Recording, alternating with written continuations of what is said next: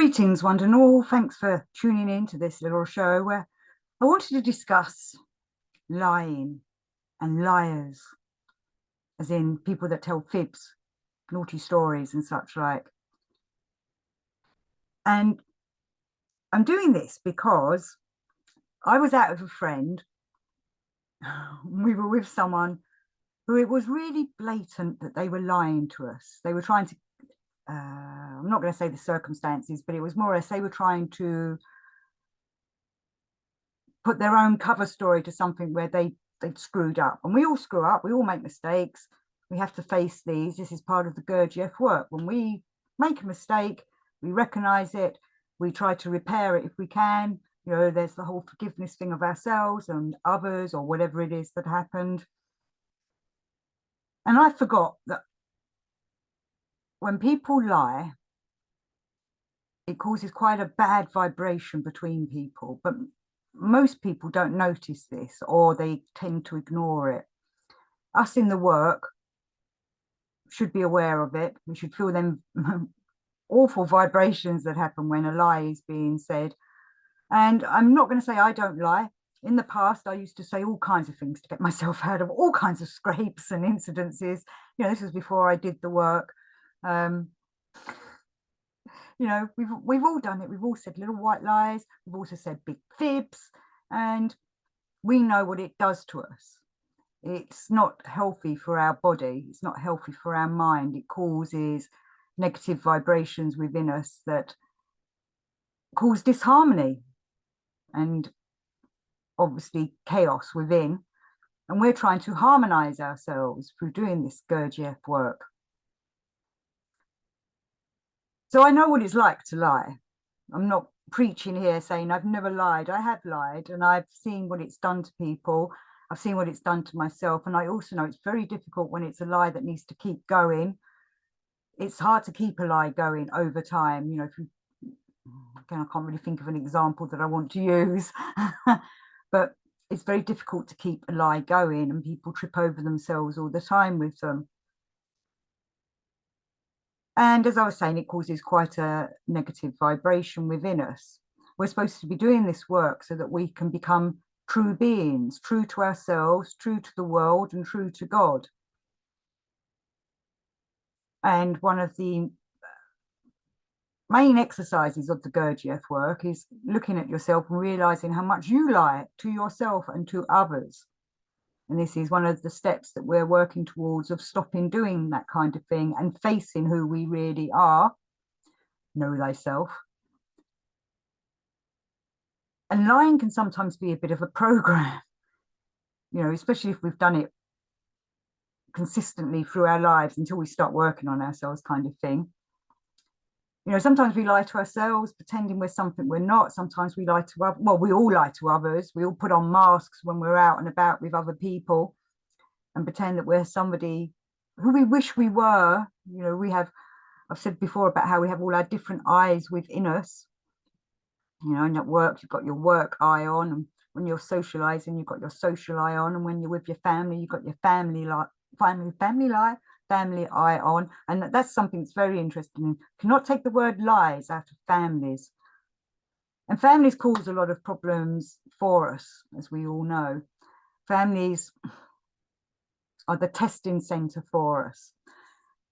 I can't remember which guru it was that said it, but he said you can go to any retreat and develop yourself and meditate and make yourself, you know, almost enlightened or whatever, but it's the big test is when you come back to be with your family, and whether you quickly fall back into old programs with them instead of being the enlightened person you had attained to be.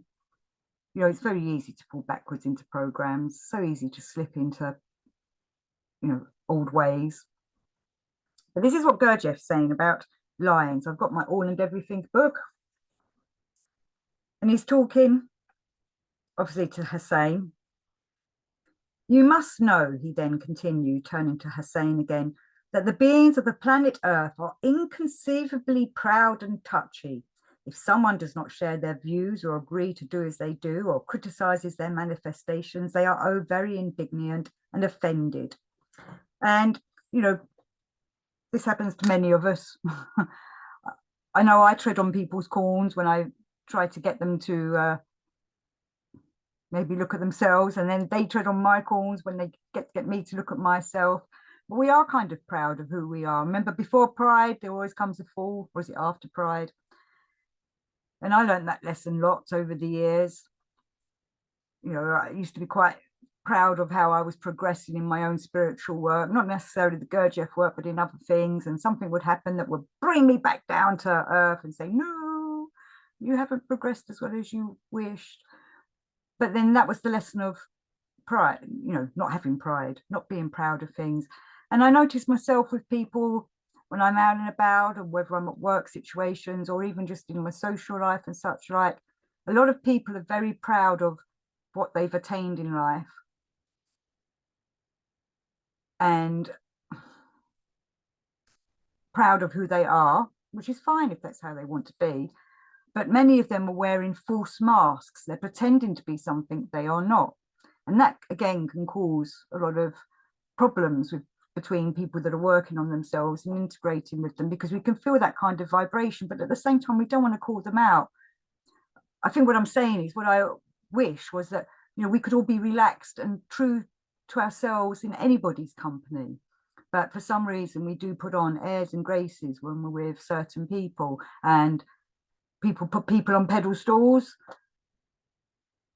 and then they start acting all different because they think of them as someone that's better than themselves. And we must remember, we are all equal, one love to all.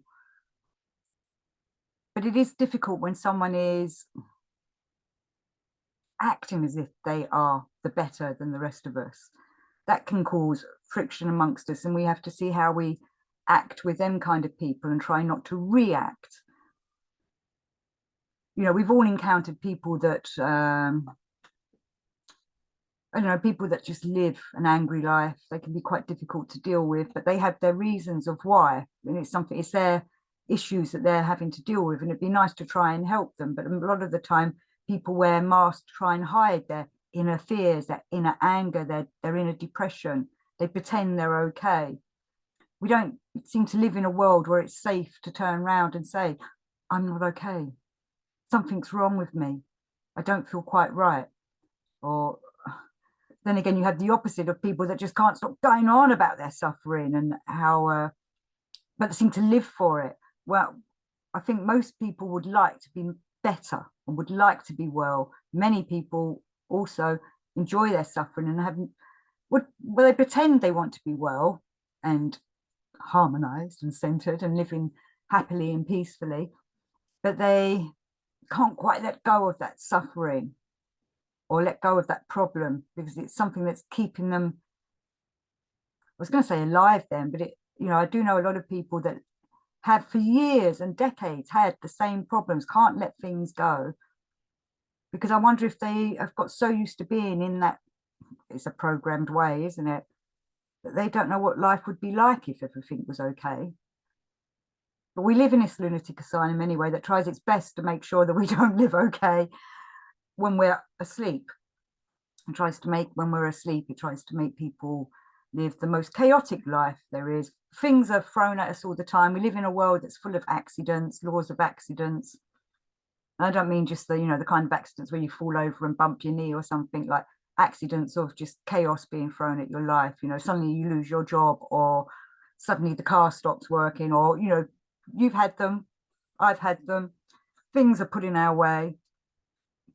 But so are certain people put in our way that try to drag us back down to what is their reality, what they believe in. I come across a lot of people that I'm not full into conspiracy theories, but I have for many, many years looked at all different alternative ideas and theories. I know people now say they're conspiracy analysts, as more and more conspiracy theories seem to be coming true. But people that don't follow that kind of thing, they don't like their world rocked. And so they are more than willing to attack people like myself, rather than letting me think what I think and they think what they think. And we could perhaps have a healthy debate where many people want to just push that we're crazy to think these kinds of things, and I'm not allowed to say to them that they're crazy to be, well, I don't think they're crazy, I think they're just asleep, that they can't open their eyes and see what's really going on in this world. It makes things difficult. And again, it causes odd vibrations between people when that kind of thing happens, and it can disorientate ourselves. And I was talking before in another show, but it was when I was on the Amish Inquisition podcast, and I know I've said it in one of my shows, of, you know, when you're knocked that badly by someone who completely throws you off and really makes you feel like, you know, shit, and your whole vibrations are going, your solar plexus is going round, but it's like a factory that explodes, and then it's got to be all reset, and that can take days to reset yourself and put yourself back into some kind of calm, peace, serenity, so that you can continue the work. But these are all part of the tests that come to us through, I believe, law of accident, of what Gurdjieff talks about. But I'm going to go on a bit more about what Gurdjieff says here. So this is Beelzebub speaking. If one had the power, he would order whoever dared not to do as he did, or who criticized his conduct, to be shut up in the kind of room which is usually infested by innumerable what are called rats and lice. And at times, if the offended one had greater physical strength and an important power-possessing being with whom he was not on very good terms was not watching him, he would simply maul the offender as the Russian Sidor once mauled his favorite goat. And that is true. Many people are willing to, you know, if they could get away with it, they would beat people to death for, or beat people senseless for not following what they wanted to be done or what they believed in. And we see this happening in certain countries of the world. You know, they take control and it's their way and no other way. And this is something we have to make sure doesn't happen in our world, and not just our countries, but in our own personal world. You don't want to be being, you know, you don't want a tyrant running your life. I know many people get caught up in relationships where someone is the more powerful one and they do dominate and take control, and then the other one gets weaker and weaker as they suck their power out of them. Many people call this, you know, the vampires of this world. They're like sucking all the energy out of someone because it makes them feel good to criticize somebody. It makes them feel good to put somebody else down, when deep down they're the ones that are criticizing and putting everyone else down. They're the ones that are feeling shit in themselves, but they're pretending they're, you know, perfect, and they don't like criticism thrown at them either, which is quite weird, isn't it? Quick to criticize others, but not put up with criticism against themselves. And they normally end up being the kinds of people who then go off and start, you know, sorry to say, spouting lies about the person they've just criticized, because that person stood up for themselves. They've got to make other people think that they're awful. And many people listen to people like that. Many people are willing to be told who to like and who not to like, when we, as people doing the work, we should be able to decide for ourselves whether we like that person or not, even though we should be liking everyone. We should understand why maybe someone irritates us. We should understand why somebody really, you know, causes us so much in us. And we must understand why they're like that and why it's affecting us. And it makes us look at ourselves as well. You know, we have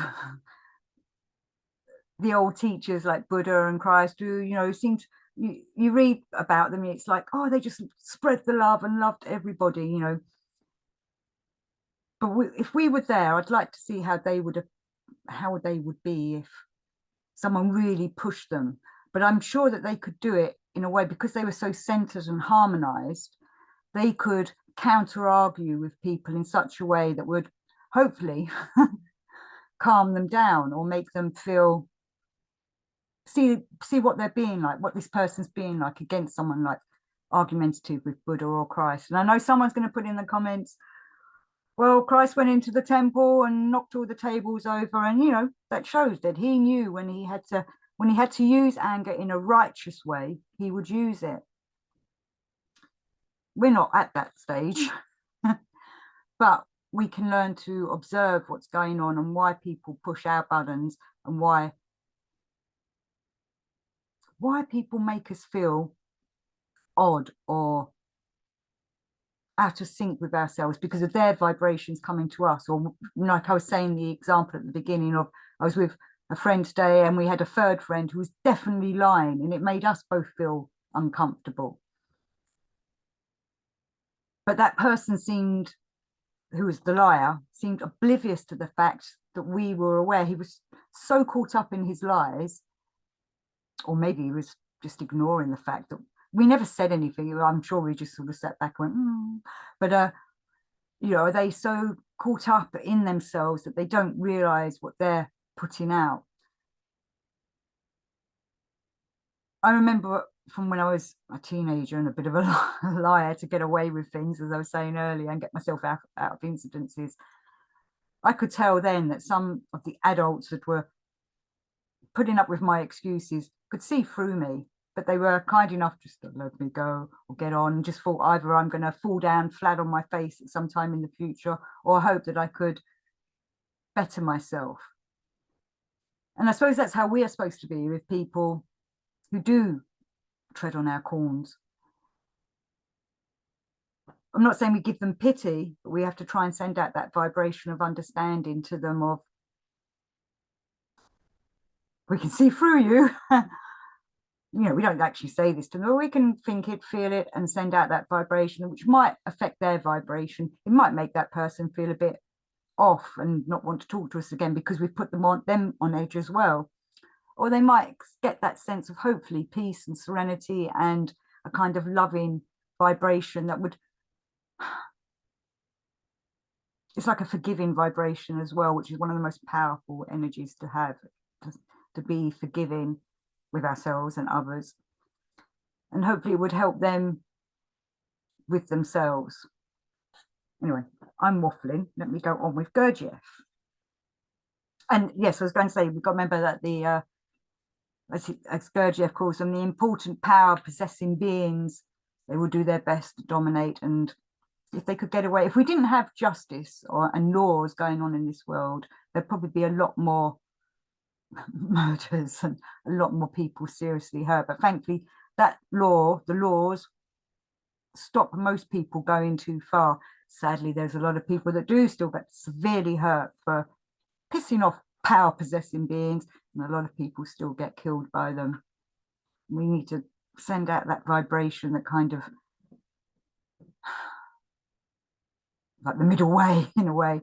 But we can only do this by working on ourselves and then create that vibration outwards.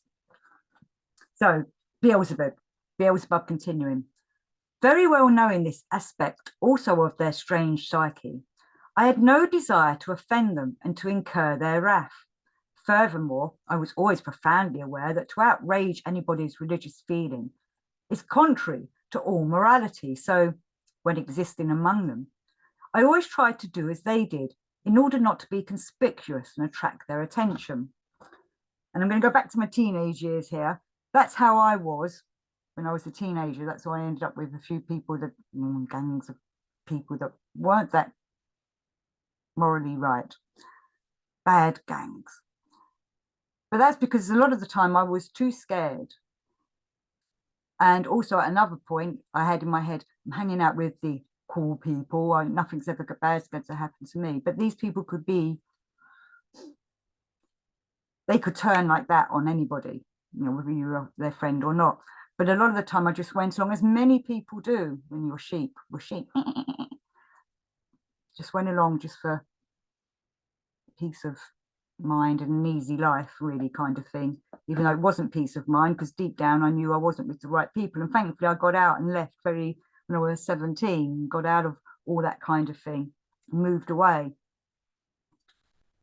But I still met other people like that through my 20s and 30s. So I knew there was other groups out there. It wasn't just where I grew up was bad. It was just like it's everywhere. And I had to make sure that I didn't sort of magnetize myself towards them or magnetize them to come to me. Really had to learn how to stand up for myself and for what I believe in and my truth. And of course, we know over the centuries, many people have died for their truth. Hopefully in this century, it's not as widespread as it used to be, but well, going back to what Gurdjieff says, Many people don't like it if you don't follow them and do the same as them and think the same as them. And these last few years have shown that, haven't they? You know, there's definitely been a big divide between the people. So hopefully that's healing and people are coming back together. Anyway, Beelzebub. Here it does no harm to notice that owing to the existing abnormal conditions of ordinary existence there among your favourites, the free-brained beings of that strange planet Earth, especially during recent centuries, only those beings who manifest themselves, not as the majority of them do, but somehow or other more absurdly, become noticed and consequently honoured by the rest. And the more absurd their manifestations and the more stupid, mean and insolent the tricks they play, the more noticed and famous they become. And the greater is the number of the beings on the given continent and even on other continents who know them personally or at least by name. And I think also with everything being on social media now, we think that a lot of these people that he's kind of referring to, we feel like we know them anyway, you know, like the leaders of this world, that many of them are definitely not fit to lead their countries, definitely have a bit of a an unstable personality. But it's not just in our leaders, it's also just in our local groups. You know, you meet these kinds of people at your workplace, in your social area and such like, all at different degrees, obviously they are, but they get put on pedestals and they like it. They like being respected. On the other hand, no honest being who does not manifest himself absurdly will ever become famous among other beings or even be simply noticed, however good-natured and sensible he may be in himself. And this is something that I was talking about with people the other day in a private group, because they were saying, why aren't people that do the work in charge of this world? Why aren't there gurus that are all harmonized and centered coming out and leading the people? Well, I believe there are people like that out there, but they don't need the publicity and they are working in them areas that they're at. You know, sadly, we don't have one in every country, every city, every town, but in the areas that they are living in, they are working and doing what they need to do for their area. I know Gurdjieff said there was something like 200 people, 200 awakened people could put this world back on track. I wish there were 200 people like that out there. Maybe they are, and they're still working in their own local areas. And we've got to remember, we're up against dark forces and stupidity all the time. Plus, being in the limelight, having that spotlight on one, I have seen it corrupt other people. And I've seen it turn people that I used to think were very sensible, level-headed people. It changed them into big-headed, I'm a star, I'm kind of changed their attitude to a lot of things, had their ego stroked, I suppose. And it did change them, I think, for the worse. And I don't really know what to say to that. People are out there doing the right work. You can be one of those people doing that work if you work on yourself and find your way to serenity and harmony in yourself. Then you can help spread that out into the rest of the world and into your local area first, and to your family and people's. And people might treat you weird because you're different. It's because they know deep down that it's what they should be doing, where they're it's much easier for them to continue living the life that they're living and not wake up and just stay caught up with their suffering and the trappings of life, because they've been programmed that way, whereas we are breaking the programming. So thank you very much for watching, and until next time, peace and out.